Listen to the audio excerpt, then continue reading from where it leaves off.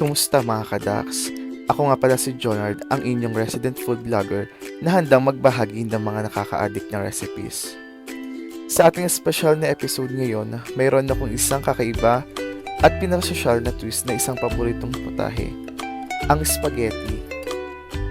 Handa na ba kayo sa isa sa mga pinakamasarap na version ng spaghetti? Makikita natin sa video na ito kung paano gamitin ang corned beef upang paluguin ang kahit na anong simpleng spaghetti recipe. Tara na at samahan niyo akong lumuto ng corned beef spaghetti na may dagdag na betsin at sarap.